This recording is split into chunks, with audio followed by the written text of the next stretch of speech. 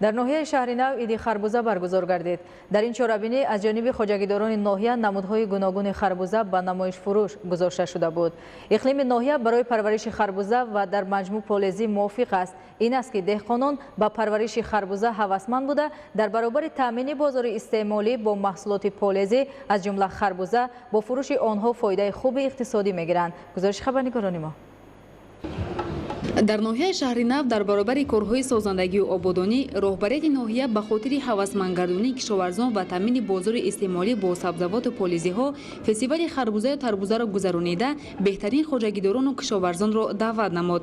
مورد ذکر خاص است که حکومت جمهوری تاجیکستان برای تحکیم بخشیدن ساحه کشاورزی که بخش اصلی اقتصاد ملی را تشکیل می‌دهد همیشه تدبیرهای ضروری را مورد عمل قرار می‌دهد. این است که در تاجیکستان سال به سال زنبور پروری و پرورش محصولات پالزی مخصوصا خربوزه و تربوز تقویت داده می شود. در ناحیه شهر نو نیز به این بخش‌های ساحه کشاورزی دقت مخصوص می دهند. اقلیم ناحیه نیز برای پرورش خربوزه و در مجموع پالزی موافق است.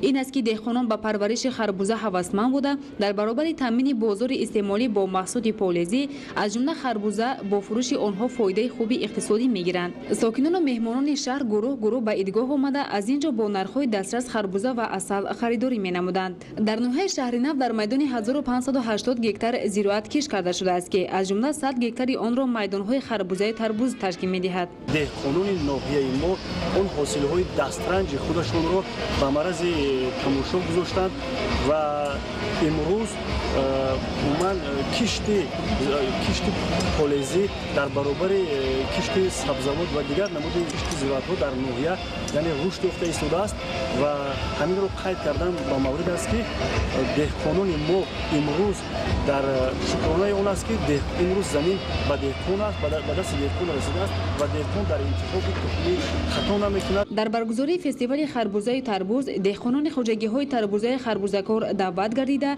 هر کدام محصولات استحصال نموده‌شان را به معرض نمایش گذاشته پس از معرکه با نرخ‌های دسترس پیشنهاد ساکنان و مهمانان گردانیدند. در فستیوال مذکور مسابقه کی زود و زیاد خربوزه تربوز می‌خورد دایر گردید که غالبان مسابقه را داوران معین نموده با تحفه‌های پولی سرفراز گرداندند. در خاتمه هنرمندان شعبه فرهنگی ناحیه به حاضرین کنسرت دلنشین نمایش دادند.